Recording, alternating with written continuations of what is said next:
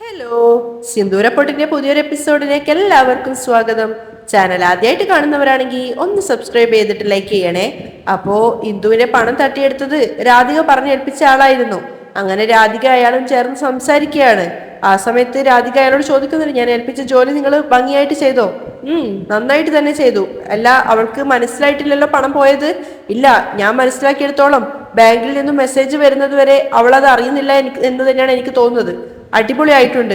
അല്ല, പണം നിങ്ങളുടെ അക്കൗണ്ടിലേക്ക് വന്നോ? ആ, എന്റെ അക്കൗണ്ടിലേക്ക് വന്നു. എന്നാൽ അതിൽ നിന്നും 1,500 രൂപ നിങ്ങൾ എടുത്തിട്ട് ബാക്കി പണം എന്റെ അക്കൗണ്ടിലേക്ക് വിട്. അപ്പോ അയാൾ ഇങ്ങനെ കെഞ്ചിക്കൊണ്ട് പറയാണ്, മാഡം, എന്റെ അവസ്ഥ ഇപ്പോ വളരെ മോശമാണ് മാഡം, അത്രമാത്രം ആയാ കുറച്ചുകൂടി പണം എന്നൊക്കെ പറഞ്ഞിട്ട് ഇങ്ങനെ ചോദിക്കുന്ന സമയത്ത് രാധിക അവസാനം പറയാണ്, ശരി എങ്കിൽ പിന്നെ 2,000 രൂപ എടുത്തിട്ട് ബാക്കി എന്റെ അക്കൗണ്ടിലേക്ക് വിട്. താങ്ക്സ് മാഡം, ഇനി ഇതുപോലെ വേറെ എന്തെങ്കിലും ജോലി ഉണ്ടെങ്കിൽ എന്നോട് പറഞ്ഞാൽ മതി, ഞാൻ ചെയ്തു തരാം. അപ്പൊ അവള് പറയുന്നുണ്ട്, ഹലോ സാർ, ഞാനെന്താ കള്ളത്തരമുള്ള ജോലിയാണോ ചെയ്യുന്നത്? ഇത് നിങ്ങൾ കരുതുന്നത് പോലെ പണത്തിന് വേണ്ടി ചെയ്തതല്ല, അവൾക്ക് ഒരു പണി കൊടുക്കാൻ വേണ്ടി ചെയ്തതാ. ശരി എങ്കിൽ നിങ്ങൾ പൊയ്ക്കോ. അയാൾ അങ്ങോട്ട് ഇന്ന് പോയ സമയത്ത് വീണ്ടും രാധിക പിന്നീന്ന് വിളിക്കുകയാണ്, ഹലോ ഒന്ന് നിൽക്ക്. അയാൾ എന്താ കാര്യം ചോദിച്ച സമയത്ത് രാധിക പറയുന്നുണ്ട്, ഞാനൊരു കാര്യം പറയട്ടെ, നിങ്ങൾ ഇവിടെ വെച്ച് എന്നെ കണ്ടതും നമ്മൾ തമ്മിൽ ഇതുവരെ സംസാരിച്ചതുമായ എല്ലാ കാര്യങ്ങളും നിങ്ങൾ മറന്നേക്ക്. ഈ ജീവിതത്തിൽ നിങ്ങൾ എന്നെ കണ്ടിട്ടില്ല എന്ന് തന്നെ കരുതിയാൽ മതി. ശരി മാഡം, ഇനി നിങ്ങൾക്കും എനിക്കും തമ്മിൽ യാതൊരു ബന്ധവും ഇല്ല, നിങ്ങളെ എനിക്ക് അറിയുക പോലും ഇല്ല. ശരി മാഡം, ഇനി കുറച്ചു കാലത്തേക്ക് നിങ്ങൾ ഈ ഭാഗത്തൊന്നും തല പോലും കാണിക്കേണ്ടത് ആവശ്യമില്ല. കാരണം ഈ ഭാഗത്തുള്ള ആരെങ്കിലുമൊക്കെ നിങ്ങളെ ശ്രദ്ധിച്ചിട്ടുണ്ടാവും. ആ ഓട്ടോക്കാരികള് ഈ ഏരിയ മുഴുവൻ നിങ്ങളെ അന്വേഷിച്ചിട്ട് ഒരുപക്ഷെ ഇറങ്ങും. ശരി മാഡം, ഇനി ഞാൻ ഈ ഭാഗത്ത് പോലും വരില്ല. പിന്നെ ഇനി എന്തെങ്കിലും ഇങ്ങനത്തെ ജോലി ഉണ്ടെങ്കിൽ എന്നെ മറക്കല്ലേ മാഡം, എന്നെ തന്നെ വിളിക്കണേ. അയ്യോ, നിങ്ങളൊന്ന് പോകുന്നുണ്ടോ? അയാൾ അവിടെ നിന്ന് പോയ സമയത്ത് രാധിക വിജയിച്ച ഭാവത്തിൽ പുഞ്ചിരിക്കുകയാണ്. അവളുടെ മുഖത്തൊരു ചിരി ഉണ്ടായിരുന്നു. അതുമാത്രമല്ല, മനസ്സിൽ അവൾ ചിന്തിക്കുന്നുണ്ട്, നീ പോലും അറിയാതെയാണ് നിന്റെ അക്കൗണ്ടിൽ നിന്നും ഈ രാധിക 35,000 രൂപ മോഷ്ടിച്ചത്. ഇനി നീ എങ്ങനെയാണ് വീടിന്റെ EMI കെട്ടുകയെന്ന് എനിക്കൊന്ന് കാണണം. ഇനി ഞാൻ നിനക്ക് തരാൻ പോകുന്ന ഓരോ പണിക്കും നീ തന്നെ എന്റെ നീലേട്ടനെയും വിട്ടിട്ട് ഓടിപ്പോകുന്നത് കാത്തിരുന്ന് കണ്ടോ. രാധികയ്ക്ക് വല്ലാത്തൊരു സന്തോഷം തോന്നുകയാണ്. ആ സമയത്ത് നീലനാണെങ്കിൽ ഇന്ദുവിനെയും കൂട്ടിക്കൊണ്ട് സൈബർ ക്രൈം ഓഫീസിൽ എത്തിയിട്ടുണ്ടായിരുന്നു. സർ, എന്താ കാര്യം? ഞങ്ങൾക്ക് സൈബർ ക്രൈമിൽ ഒരു പരാതി കൊടുക്കാനുണ്ടായിരുന്നു. എന്താ കാര്യം? അങ്ങോട്ടേക്ക് വന്ന കോൺസ്റ്റബിളാണ് അവനോട് സംസാരിക്കുന്നത്. ഇവളുടെ വണ്ടിയിൽ കയറിയ ഒരു വൃദ്ധനായ മനുഷ്യൻ കോള് ചെയ്യാനെന്ന മട്ടിൽ മൊബൈൽ ഫോൺ വാങ്ങിച്ചിട്ട് ഇവളുടെ കയ്യിൽ നിന്നും പണം തട്ടിയെടുത്തു. അപ്പോൾ അയാൾ തിരിച്ചു പറയുന്നുണ്ട്, ഒരു ദിവസത്തിൽ ഇതുപോലുള്ള 4-5 കേസുകളാണ് വരുന്നത്. അത് കേട്ടപ്പോൾ നീലനും ഇന്ദു ശരിക്കും പേടിച്ചു പോയിട്ടുണ്ടായിരുന്നു. ഇൻസ്പെക്ടർ അകത്താണുള്ളത്, അവിടെ പോയിട്ട് കണ്ടോ. ഇന്ന് കുറച്ചധികം ആൾക്കാരുണ്ട്, അതുകൊണ്ട് നിങ്ങൾ കാത്തിരിക്കേണ്ടി വരും. കോൺസ്റ്റബിള് പറഞ്ഞത് ശരി തന്നെയായിരുന്നു. അന്ന് ഒരുപാട് കേസ് കൊടുക്കാൻ വന്ന ആളുകൾ ഉണ്ടായിരുന്നു. അതൊക്കെ കണ്ടപ്പോൾ തന്നെ ഇന്ദുവിനും നീലനും വല്ലാത്ത സങ്കടവും പേടിയും തോന്നുവാണ്. കാരണം ഇത്രയും പേർക്കിടയിൽ തങ്ങളുടെ കേസിന് യാതൊരു വിലയും ഉണ്ടാവില്ല എന്ന് കരുതിയിട്ട്. അങ്ങനെ ഒരുപാട് സമയം അവർ നിന്നതിന് ശേഷമാണ് അവർക്ക് അകത്തേക്ക് പോകാനുള്ള അനുവാദം കിട്ടിയത്. അകത്തേക്ക് കയറി ചെന്നപ്പോൾ തന്നെ അവരോട് ഇരിക്കാൻ വേണ്ടിയിട്ടാണ് പറയുന്നത്. രണ്ടുപേരും ഇരുന്നതിന് ശേഷം അയാൾ എന്താ കാര്യം ചോദിക്കുകയാണ്. അപ്പോൾ ഇന്ദുവിനോട് തന്നെ പറയാനാണ് നീലം പറഞ്ഞു കൊടുക്കുന്നത്. അപ്പോൾ അവൾ പറഞ്ഞു കൊടുക്കുന്നുണ്ട്, സാർ, ഞാനൊരു ഓട്ടോ ഡ്രൈവറാണ്. ഞാൻ ഇന്ന് ഓട്ടോ ഓടിക്കാൻ വേണ്ടി പോയ സമയത്ത് ഓട്ടോയിൽ ട്രിപ്പ് വരുന്നത് മാതിരി ഒരു വയസ്സായ ആൾ കയറി. അദ്ദേഹത്തെ ഇറക്കിയ സമയത്ത് അദ്ദേഹത്തിന്റെ ഫോൺ കയ്യിൽ നിന്ന് നഷ്ടപ്പെട്ടു എന്ന് പറഞ്ഞിട്ട് എൻ്റെ ഫോൺ വാങ്ങിയിട്ട് അദ്ദേഹത്തിന്റെ മകനെ വിളിച്ചിട്ട് എൻ്റെ അക്കൗണ്ടിലേക്ക് പണം അയക്കാമെന്ന് പറഞ്ഞിട്ട് ഫോണിൽ സംസാരിച്ചിട്ടുണ്ടായിരുന്നു.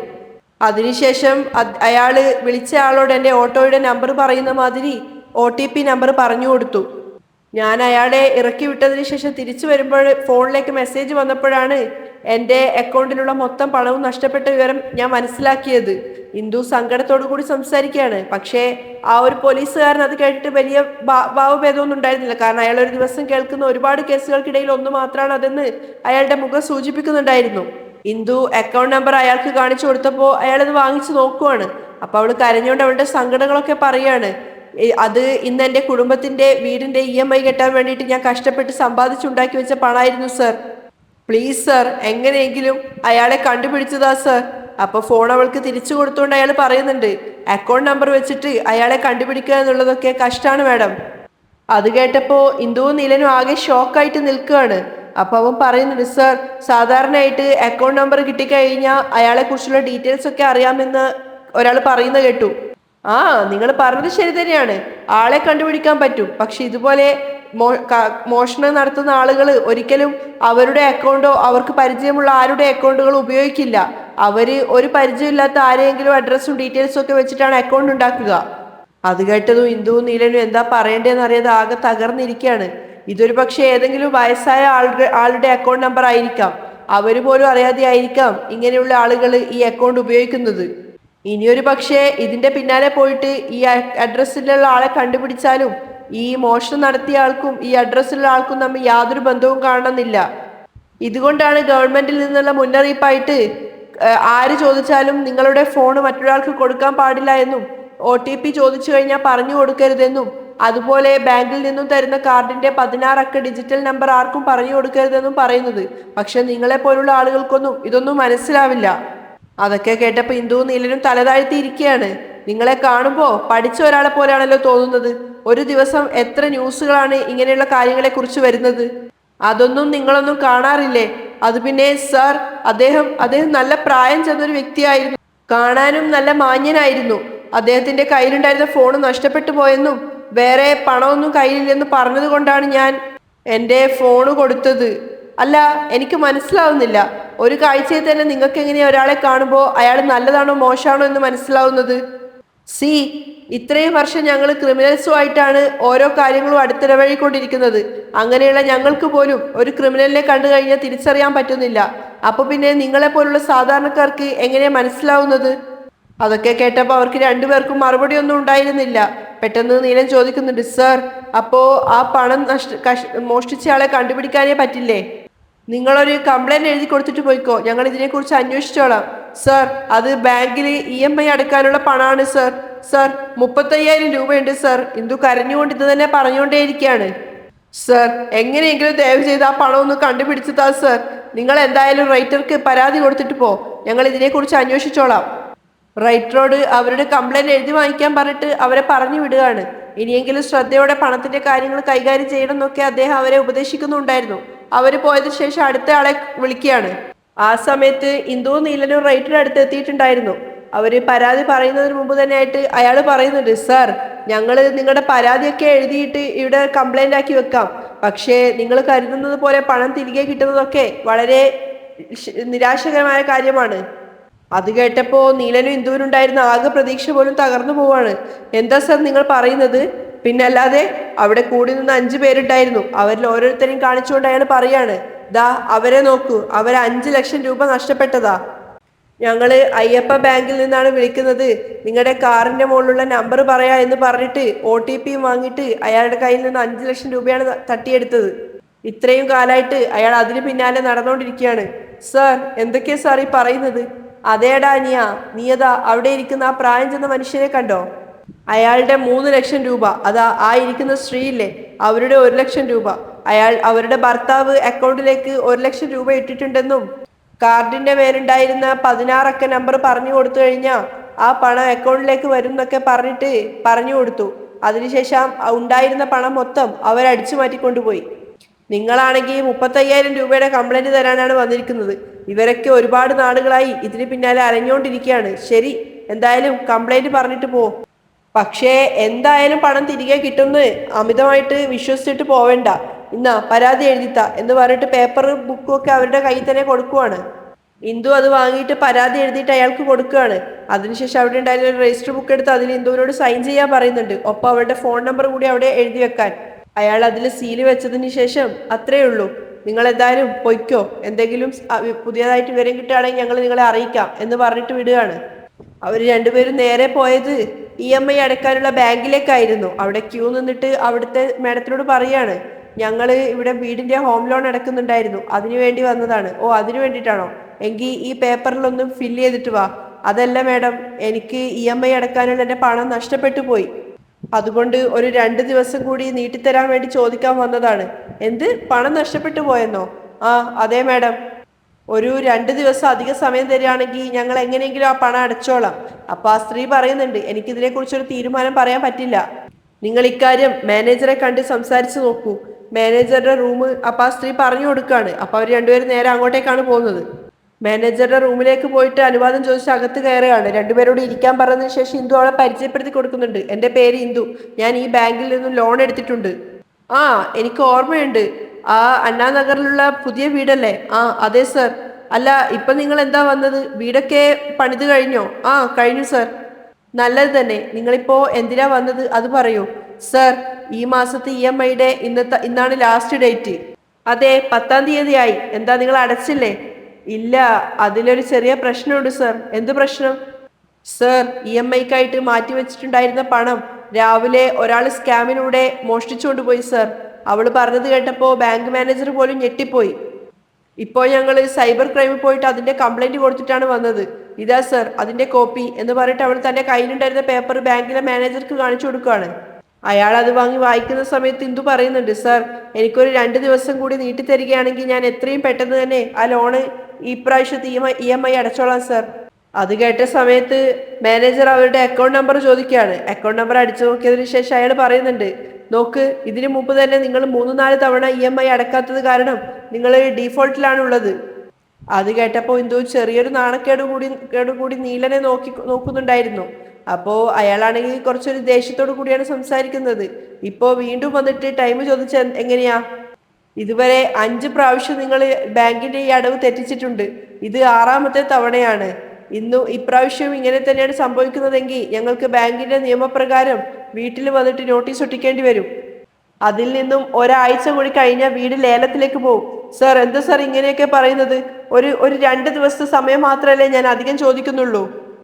ഞാൻ എങ്ങനെയെങ്കിലും പണം ഉണ്ടാക്കിയിട്ട് അടച്ചോളാം സർ. അപ്പോ അയാൾ പറഞ്ഞു, ഇത് എനിക്കൊന്നും ചെയ്യാൻ പറ്റില്ല മാഡം, ബാങ്കിന്റെ റൂൾസ് അങ്ങനെയാണ്. ശരി, ഇനിയും 48 മണിക്കൂർ നിങ്ങൾക്ക് മുന്നിൽ നേരമുണ്ടല്ലോ.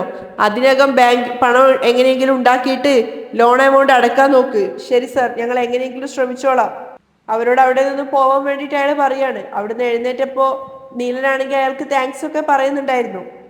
മാനേജറുടെ റൂമിന്റെ പുറത്തേക്ക് ഇറങ്ങിയെങ്കിലും ഇന്ദുവിന്റെ മുഖം ആകെ ഡെസ്പായിരിക്കുകയാണ്. അപ്പോൾ നീലന് കാര്യം മനസ്സിലായെങ്കിലും അവൻ വീണ്ടും ചോദിക്കാണ്, ഇന്ദു, താൻ എന്തിനാ മുഖം ഇങ്ങനെ ടെൻഷൻ അടിച്ച് വെച്ചിരിക്കുന്നത്? ഞാൻ തനിക്കൊപ്പം തന്നെ ഇല്ലേ? എന്ത് പ്രശ്നം വന്നാലും ഞാൻ എപ്പോഴും തന്റെ ഒപ്പം തന്നെ കാണില്ലേ? അത് മാത്രമല്ല, 48 മണിക്കൂർ സമയം നമുക്ക് മുന്നിലുണ്ട്. ആ സമയം കൊണ്ട് നമുക്ക് എന്തെങ്കിലും വഴി കാണാം. 2 ദിവസം മുഴുവനായിട്ട് നമുക്ക് മുന്നിലുള്ളതാണ്. അതുകൊണ്ട് താൻ ഒരു തരത്തിലും വിഷമിക്കേണ്ട.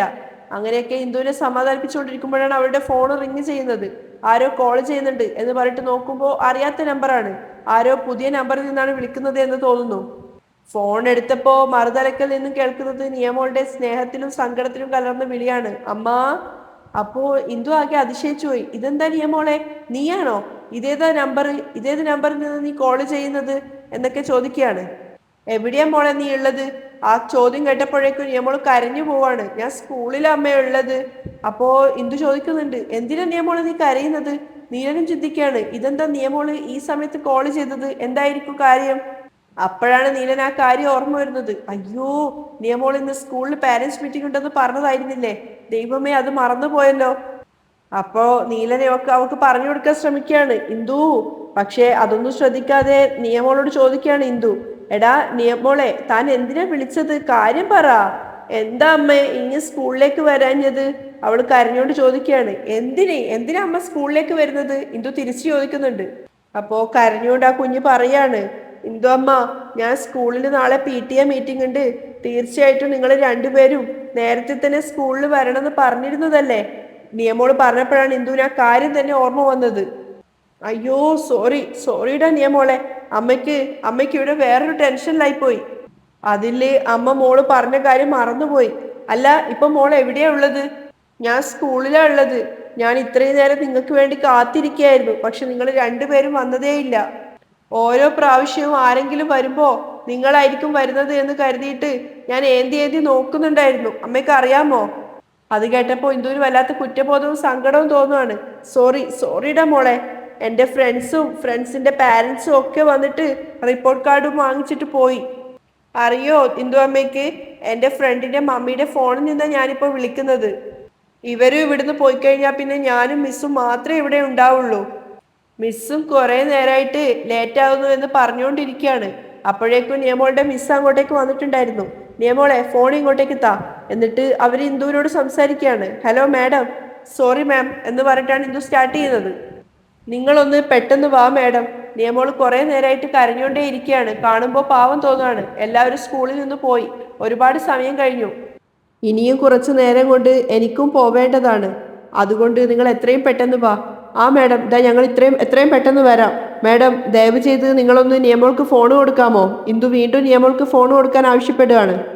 അപ്പോൾ ഇന്ദു ആണെങ്കിൽ നിയമോളോട് പറയുന്നുണ്ട്, നിയമോളെ എൻ്റെ പൊന്നു മോളല്ലേ, അമ്മയോട് മാപ്പാക്കടാ, സോറി സോറി സോറി, അമ്മയും അപ്പയും ഒരു 10 മിനിറ്റ് കൊണ്ട് അവിടെ എത്തിക്കോളും എന്നൊക്കെ പറഞ്ഞപ്പോഴേക്കും നിയമോള് ഫോണ് കട്ട് ചെയ്യാണ്. അപ്പോൾ ഇന്ദു സങ്കടത്തോടെ നീലനോട് പറയുന്നുണ്ട്, നീലട്ട മോള് ഫോണ് കട്ട് ചെയ്തു, അത് കാര്യാക്കണ്ട, നീ വാ നമുക്ക് പോവാം. രണ്ടുപേരും വേഗം സ്കൂളിലേക്ക് പുറപ്പെടുകയാണ്. അതേസമയം അവസാനത്തെ കുട്ടിയും അതിൻ്റെ പാരൻറ്റും കൂടി അവിടുന്ന് പോവുകയാണ്. അവസാനം നിയമോളും മിസ്സും മാത്രമാണുള്ളത്. നിയമോള് പോയിട്ട് മിസ്സിൻ്റെ അടുത്തിരുന്നപ്പോൾ മിസ്സാണെ കുറിച്ച് ദേഷ്യത്തോടെയാണ് പെരുമാറുന്നത്. നിയമോളെ എത്ര സമയമായി, നിന്റെ പാരൻസ് എപ്പോഴാണ് വരിക? 12 മുതൽ 2 മണി വരെയാണ് മീറ്റിങ്ങിൻ്റെ സമയം എന്ന് പറഞ്ഞിട്ടുണ്ടായിരുന്നതല്ലേ, ഇപ്പോൾ സമയം 3 മണിയായി. അവർക്ക് വല്ലാതെ ദേഷ്യം വരുന്നുണ്ടായിരുന്നു. ഞാൻ വേണമെങ്കിൽ കാർഡ് HMൻ്റെ കയ്യിൽ കൊടുത്തിട്ട് പോട്ടെ? ഇല്ല മിസ്, പ്ലീസ് മിസ്, കുറച്ചു നേരം കൂടി വെയിറ്റ് ചെയ്താൽ മതി, അവരിങ്ങോട്ടേക്ക് വരുന്നുണ്ട്. ശരി നമുക്ക് നോക്കാം എന്നും പറഞ്ഞിട്ട് അവർ മുറിയിലേക്ക് കയറി പോവാണ്. നിയമോള് മാത്രമായി അവിടെ. ഒരു വലിയ സ്റ്റേജിലാണ് ഇങ്ങനെ ഒരു പ്രോഗ്രാം നടത്തുന്നുണ്ടായിരുന്നത്. അപ്പോൾ നിയമോളാണെങ്കിൽ ഗേറ്റിൻ്റെ ഭാഗത്തേക്ക് തന്നെ നോക്കിക്കൊണ്ട് നിൽക്കുകയാണ്, അവർ രണ്ടുപേരും വരുന്നുണ്ടോ എന്ന് അറിയാൻ വേണ്ടിയിട്ട്. ആ സമയത്ത് ഇന്ദു നിലനും കിതച്ചുകൊണ്ടാണ് അങ്ങോട്ടേക്ക് വരുന്നത്. നിയമോൾ എന്താ ചെയ്യുന്നതെന്ന് ആർക്കറിയാം, മിസ്സും ബാക്കിയുള്ള കുട്ടികളൊക്കെ പോയോന്ന് അറിയില്ല എന്നൊക്കെ പറഞ്ഞുകൊണ്ടാണ് രണ്ടുപേരും ഓടിക്കതച്ച് വരുന്നത്. അതാ അവിടെയുണ്ട്. സ്റ്റേജിന്റെ മോള് നിയമോളെ കണ്ടപ്പോൾ നീലം കാണിച്ചു കൊടുക്കുകയാണ്. രണ്ടുപേരും ഓടിക്കതച്ചിട്ട് നിയമോളുടെ അടുത്ത് വന്നപ്പോൾ നിയമോൾ നല്ല ദേഷ്യത്തിലാണ് ഉണ്ടായിരുന്നത്. ഇന്ദു ആണെങ്കിൽ അവളുടെ അടുത്ത് പോയിട്ട് അവളെ സ്നേഹത്തോടെ വിളിക്കുകയാണ്, നിയമോളെ നിയമോളെ. പക്ഷേ നിയമോൾ ഇന്ദുവിനെ മൈൻഡ് വെക്കുന്നതേ ഇല്ല. അപ്പോഴേക്കും മിസ്സും അങ്ങോട്ടേക്ക് വന്നിട്ടുണ്ടായിരുന്നു. അപ്പൊ ഇന്ദു നിയമോളോട് ചോദിക്കുകയാണ്, അമ്മയോട് ദേഷ്യമാണോടാ? നിയമോളെ മിണ്ടടാ എന്നൊക്കെ പറഞ്ഞെങ്കിലും അവൾ അതൊന്നും വകവെക്കുന്നതേ ഇല്ല. മിസ് വന്നിട്ട് അവരോട് രണ്ടുപേരോട് അവിടെ ഇരിക്കാൻ പറയാണ്. ചെറിയൊരു ദേഷ്യത്തോടെയാണ് മിസ് ഉണ്ടായിരുന്നത്. അപ്പൊ ഇന്ദു പറയുന്നുണ്ട്, ഞങ്ങൾ രണ്ടുപേരുമാണ് നിയയുടെ പാരൻസ്. അപ്പോ മിസ് കുറച്ച് ദേഷ്യത്തോടെ ചോദിക്കുകയാണ്, ഇതാണോ നിങ്ങൾ വരുന്ന സമയം? 12 മണിക്കാണ് മീറ്റിംഗ് എന്ന് പ്രത്യേകിച്ച് എഴുതി കൊടുത്തതല്ലേ? ഇപ്പോ സമയം 3 മണിയായി. ഒരാഴ്ചക്ക് മുമ്പ് ഡയറിയിൽ എഴുതി കൊടുത്തതല്ലേ? നിങ്ങൾക്ക് ഫോണിൽ മെസ്സേജും അയച്ചിട്ടുണ്ടായിരുന്നു. ഇങ്ങനെയൊക്കെ ആയിട്ടും നിങ്ങൾ എന്താ കുട്ടിയുടെ കാര്യം ഇത്ര കെയർലെസ് ആവുന്നത്? അത് കേട്ടപ്പോൾ കുറ്റബോധത്തോടെ ഇരിക്കുകയാണ് രണ്ടുപേരും. 2 മാസത്തിൽ ഒരു ദിവസം ഒരു 2 മണിക്കൂർ നിങ്ങളുടെ കുഞ്ഞിന് വേണ്ടിയിട്ട് മാറ്റിവെക്കാൻ നിങ്ങൾക്കില്ലേ? മിസ് ദേഷ്യത്തോടെയാണ് ചോദിക്കുന്നത്. അതല്ല മാഡം, ഞങ്ങൾ പ്രധാനപ്പെട്ട ഒരു പ്രശ്നത്തിൽ പെട്ടുപോയത് കൊണ്ടാണ്. നീലനാണ് സംസാരിക്കുന്നത്. അപ്പോൾ മിസ്സും പറയുന്നുണ്ട്, എല്ലാവർക്കും ജീവിതത്തിൽ ഒരുപാട് പ്രശ്നങ്ങൾ ഉണ്ടാവും എന്ന് കരുതി നമ്മൾ ചെയ്യേണ്ട കാര്യങ്ങൾ മറക്കുന്നത് വലിയ നല്ല കാര്യമൊന്നുമല്ല. അത് കേട്ടപ്പോൾ സങ്കടത്തോടു കൂടി ഇരിക്കുകയാണ് രണ്ടുപേരും. അവിടെയാണ് ഇന്നത്തെ എപ്പിസോഡ് വൈൻഡപ്പ് ചെയ്യുന്നത്.